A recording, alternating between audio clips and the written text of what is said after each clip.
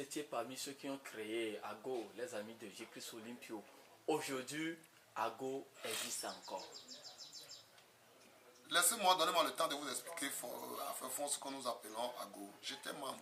Lawson Blaise, Jean-Jacques Teko, tout ça là, dans l'ANC qui sont Jean-Jacques Teko était le secrétaire général de AGO. Lawson Blaise était le vice-président. Lawson Blaise. Mais ça ne veut pas dire quand on a créé AGO, parce que je vous dis, les généraux dans le temps, mais ne nous donnent même pas le temps de comprendre ce qui se passe autour du marchal.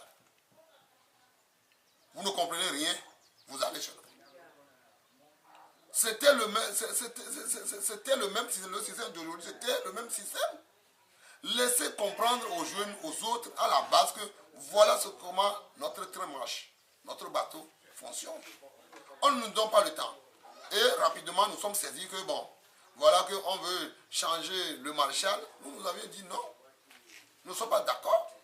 Son nom nous fait de la popularité de ne pas le changer. C'est ça qui a poussé la création d'AGO. Mais au fil du temps, quand on a vu que il y a problème, mais on s'est retiré. Et ce n'est pas quelque chose de formel. C'est une chose informelle qui n'a pas de statut ni règlement intérieur. C'est une manière de le soutenir en 2010. Mais quand c'est caduc, en tout cas 2010 ça a passé, c'est fini. Donc les gens disaient les AGO, les AGO, les AGO. Personne ne peut appeler aujourd'hui AGO sans parler des membres de l'ANC, que de l'UFC et maintenant les non-UFC que nous sommes aujourd'hui. Nous sommes tous dedans. Oui, est-ce à dire que AGO n'existe même plus aujourd'hui? Je dis sur le plan formel, il n'y a pas AGO. Nous avons vu sur les affiches des pancartes AGO. Non, savez-vous, je dis que ce n'est pas formel. Ce qui est formel, il faut avoir un règlement intérieur, un statut, patata patati. Je dis nous avions fait ça pour soutenir, tel que le parti au pouvoir le faisait, les amis de Nyasingbe, les amis de temps, rapidement, pour soutenir le monsieur à vaincre Fon Nyasingbe. On ne l'a pas fait dans l'intention de nuire qui que ce soit. Et qu'il soit notre candidat, investi d'ailleurs en 2008 par tout le parti, en bloc. C'est tout. Quand ça n'a pas de sens, c'est dire que c'est caduc. Quand vous voyez ça sur des affiches, bon, c'est une manière de faire la gueule. Nous sommes en politique.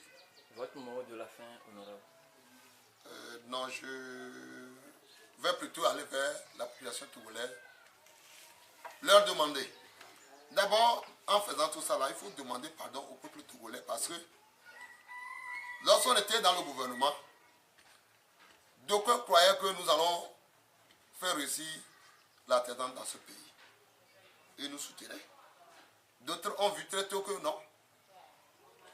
La voie là ne nous amènera pas loin. Mais aujourd'hui, quand on a vu que la voie là, ce n'est pas la voie du salut, il faut demander, s'excuser auprès de la population togolaise et leur demander de nous donner confiance que l'alternance, c'est imminent. L'alternance est imminent. D'ici en 2015. Moi j'avais des collègues, RPT unis, rentrés en campagne, mais on les a chassés. Au retour, on nous dit que ces messieurs ont gagné. Par quel moyen, par quelle voie, on ne le sait pas. Et donc, je sais que du sud au nord, de l'est à l'ouest, nous cherchons seulement l'alternance. Quelle que soit la personnalité de la personne, même si c'est un fou, il faut qu'on le compare par rapport à fort.